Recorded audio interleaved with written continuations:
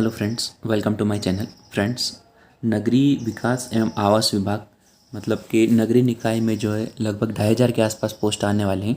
तो इसका एक डिटेल्ड नोटिफिकेशन आया है जो कि देखिए भोपाल दिनांक 23 सितंबर 2022 को जो इसको जनरेट किया गया है। तो देखिए प्रदेश के 413 नगरीय निकायों में भारत सरकार एवं राज्य सरकार की विभिन्न योजनाओं के अंतर्गत जो है महत्वपूर्ण कार्य संपादित किए जा रहे हैं। तो उस संबंध में जो देखिए लगभग 2500 के आसपास जो है पोस्ट निकाली जा रही है, लेकिन ये सारी जो पोस्ट है संविदा पर निकाली जा रही है। ठीक है, तो अब देखिए दोस्तों, मैं आप लोगों को बता देता हूँ कि इसमें कौन कौन से पोस्ट के लिए लगभग कितने कितने जो पद रहेंगे, पोस्ट का नाम क्या रहेगा, उसके बारे में हम लोग डिस्कस कर ले। तो देखिए दोस्तों, संविदा विशेषज्ञ पद पर देखिए यहाँ पर जो है कुछ रिक्वायरमेंट दे रखी है उन्होंने। जैसे नंबर 1 पे अगर मैं बात करूँ तो चार्टेड अकाउंट और अकाउंट एक्सपर्ट। तो यहाँ पर देखिए कि 10 लाख से अधिक आबादी के जो नगर निगम है वहाँ पर उनका जो 2 पोस्ट रहेगी, और 10 लाख से कम आबादी के नगर निगम तथा नगर पालिका में 1 पोस्ट रहेगी, और नगर परिषद में भी 1 पोस्ट रहेगी। न्यूनतम जो मासिक संविदा जो वेतन रहेगा, न्यूनतम वेतन जो है 30,000 और अधिकतम वेतन 60,000 हो सकता है। अब इसकी शैक्षणिक अर्हता की अगर हम लोग बात करें तो देखिए ICAI से CA की उपाधि या MBA फाइनेंस मतलब वित्त या अर्थशास्त्र में स्नातकोत्तर रिक्वायर्ड रहेगा शैक्षणिक, और अनुभव भी इन्होंने मांगा। देखिए 3 वर्ष का अनुभव होना चाहिए। उसके बाद फाइनेंशियल एनालिसिस्ट की बात करें हम तो देखिए इसमें भी 10 लाख से अधिक आबादी के नगर निगम में 2, 10 लाख से कम आबादी के नगर निगम तथा नगर पालिका में 1 और नगर परिषद में 1 पोस्ट रहेगी। न्यूनतम वेतन 20,000, अधिकतम वेतन 40,000, और शैक्षणिक योग्यता जो रहेगी मान्यता प्राप्त विश्वविद्यालय से वाणिज्य में उपाधि तथा CA या MBA फाइनेंस में होना चाहिए। 3 साल का एक्सपीरियंस इसमें भी रिक्वायर्ड रहेगा। ये वित्त शाखा में। फिर प्लानिंग शाखा की बात करें तो प्लानिंग शाखा में देखिए अर्बन प्लानिंग एक्सपर्ट, 10 लाख से अधिक आबादी के नगर निगम में 2, 10 लाख से कम आबादी के नगर निगम तथा नगर पालिका में 1, नगर परिषद में 1, न्यूनतम सैलरी 30,000, अधिकतम 60,000, और इसकी शैक्षणिक योग्यता देखिए B plan, B arch, B Tech civil, master of planning, urban planning, है ना, regional planning, transport planning, housing, पर्यावरण प्लानिंग, इंफ्रास्ट्रक्चर प्लानिंग, अर्बन एवं रीजनल प्लानिंग और समकक्ष। 3 साल का एक्सपीरियंस इसमें भी रिक्वायर्ड रहेगा। एनवायरमेंटल स्पेशलिस्ट की बात करें तो देखिए इसमें भी 10 लाख से अधिक की आबादी के लिए 2 पोस्टें, 10 लाख से कम आबादी के नगर निगम और नगर पालिका में 1 और नगर परिषद में 1 पोस्ट रहेगी। न्यूनतम सैलरी 20,000 है, अधिकतम 40,000 हो सकती है। इसके जो क्वालिफिकेशन है B plan, B arch, B Tech civil, master of planning, environmental planning, environmental engineering, ये जो है इसकी क्वालिफिकेशन। और देखिए इसका जो एक्सपीरियंस होना चाहिए वो 1 ईयर का होना चाहिए। फिर प्रबंधन शाखा में देखिए सामुदायिक प्रबंधक के लिए जो देखिए 10 लाख से अधिक की आबादी वाले नगर निगम में 3, 10 लाख से कम आबादी के नगर निगम और नगर पालिका में 2, नगर परिषद में 1, न्यूनतम सैलरी 20,000, अधिकतम 40,000। क्वालिफिकेशन है MA समाजशास्त्र, सामुदायिक विकास या MSW, MCOM या मास्टर इन कम्युनिकेशन होना चाहिए। एक्सपीरियंस 3 साल का होना चाहिए। अब कंप्यूटर शाखा में जो रिक्वायरमेंट है उसका देखिए ई-गवर्नेंस चेंज मैनेजर, 10 लाख से अधिक की आबादी के नगर निगम में 2, 10 लाख से कम की आबादी नगर निगम और नगर पालिका में 1, नगर परिषद में 1, मिनिमम सैलरी 20,000, अधिकतम सैलरी 40,000, और BE कंप्यूटर या BE कंप्यूटर साइंस या MC होना चाहिए। 3 साल का एक्सपीरियंस भी होना चाहिए।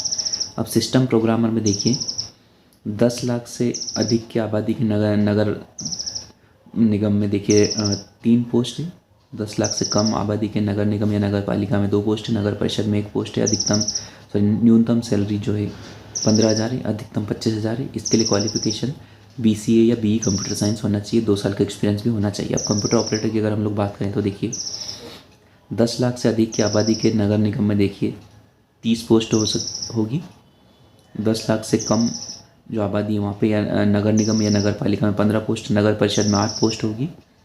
सैलरी इसकी न्यूनतम 8,000 है, अधिकतम 12,000 है। इसके लिए जो क्वालिफिकेशन हो PGDCA तथा कंप्यूटर दक्षता प्रणाली परीक्षा उत्तीर्ण होने का प्रमाण पत्र। मतलब PGDCA तथा CPCT मांगी जाएगी, 1 साल का एक्सपीरियंस इसमें भी मांगा जाएगा। अब यांत्रिकी शाखा में देखिए, कंस्ट्रक्शन मैनेजमेंट एक्सपर्ट, 10 लाख से अधिक की आबादी के जो नगर निगम रहेंगे उसमें 3 पोस्ट रहेगी। 10 लाख से कम की आबादी के नगर पालिका या नगर निगम में 2 पोस्ट रहेगी। नगर परिषद में 1 पोस्ट रहेगी। न्यूनतम सैलरी 20,000, अधिकतम 40,000। इसमें BE BTech सिविल होना चाहिए और 3 साल का एक्सपीरियंस भी होना चाहिए। अब जूनियर इंजीनियर की अगर हम बात करें तो देखिए, 10 लाख से अधिक की आबादी वाले नगर निगम में 20 पोस्ट हो सकती है। 10 लाख से कम आबादी के क्षेत्र नगर निगम या नगर पालिका में 10 पोस्ट होंगी।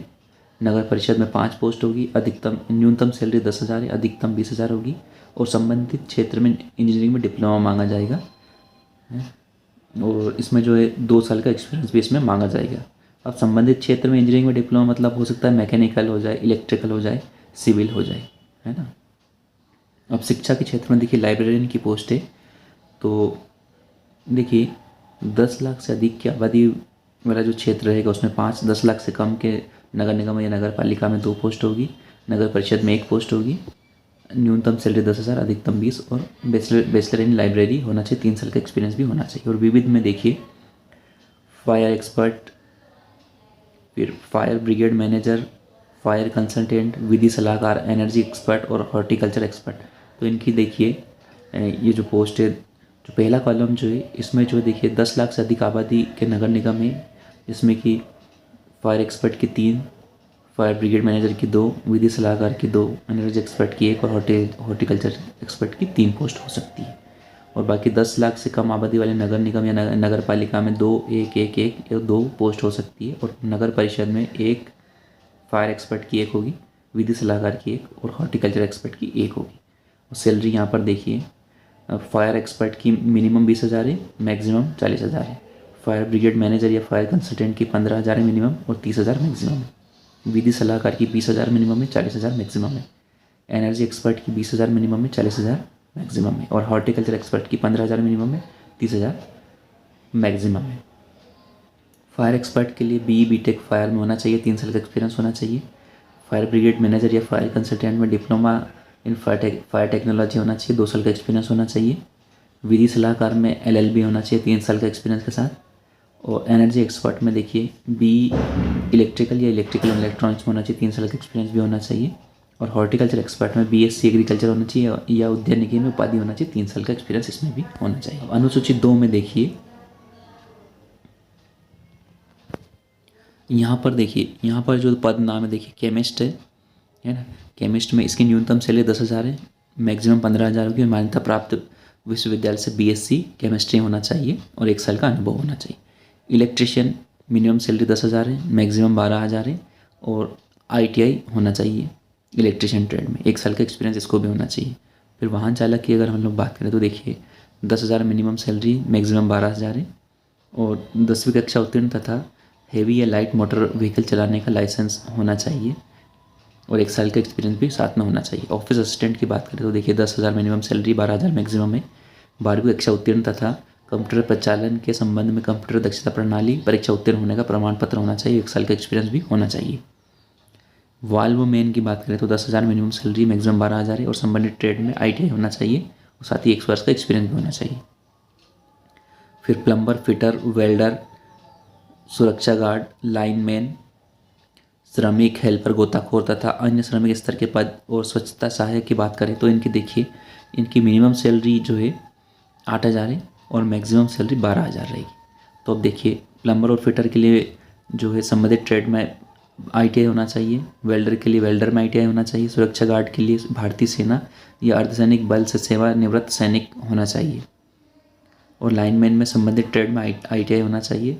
श्रमिक, हेल्पर, गोताखोर तथा अन्य श्रमिक स्तर के पद में जो है देखिए 8वीं उत्तीर्ण होना चाहिए और स्वच्छता सहायक में 5वीं उत्तीर्ण होना चाहिए और इन सभी के लिए जो 1-1 वर्ष का अनुभव होना चाहिए। और देखिए, उपरोक्त अनुसूची में उल्लेखित न्यूनतम दर कलेक्टर दर से कम होने पर कलेक्टर दर मान्य होगी। मतलब यहाँ पे जैसे कि ये 8,000 का जो सैलरी स्ट्रक्चर इन्होंने दिया है, ये अगर कलेक्टर दर से कम हुआ, जैसे हो सकता है वहाँ पे 9 या 10,000 हो, तो फिर आपको जो 9 या 10,000 के जो सैलरी वहाँ पे प्रोवाइड करी जाएगी। अगर कार्रवाई की बात करें दोस्तों तो देखिए इसमें देखिए नियम की अनुसूची 1 और 2 में उल्लेखित पदों में से आवश्यक पदों का जो आकलन है वो 28 सितंबर तक कर लिया जाएगा, कितनी पोस्टें इनको निकालनी है। और इसमें देखिए आयुक्त संयुक्त संचालक नगरीय प्रशासन एवं विकास द्वारा अनुमति प्रदान किया जाना, मतलब 14 अक्टूबर तक जो है ये सभी पोस्टों को फाइनल डिसीजन करके अनुमति प्रदान मतलब अनुमति ले ली जाएगी। और विस्तृत विज्ञापन जो जारी करेंगे वो 18 अक्टूबर को जारी कर देंगे कि ये लगभग 2500 जो पोस्ट है वो कहाँ कहाँ कितनी कितनी पोस्ट निकालने वाले हैं। इसका विस्तृत विज्ञापन जो आपको 18 अक्टूबर को मिल जाएगा। पोस्टें मैंने आपको बता दी है ना, किस पोस्ट के लिए कितना एक्सपीरियंस है, क्या क्वालिफिकेशन क्या है और पोस्ट का नाम क्या है और पद कितने, यह मैंने आपको बता दिया। और चयन प्रक्रिया पूर्ण किए जाने की जो समय सीमा है वो 30 नवंबर है, मतलब 30 नवंबर तक जो है ये संविदा नियुक्ति प्रदान कर दी जाएगी और उन्हें जो है पोस्ट अलॉट कर दी जाएगी। तो ठीक है फ्रेंड्स, ये था हमारा वीडियो। अगर ये वीडियो आपको पसंद आता है तो आप इसे लाइक करें, चैनल को सब्सक्राइब करें, साथ इस वीडियो को ज़्यादा से ज़्यादा शेयर करें। Okay, thank you.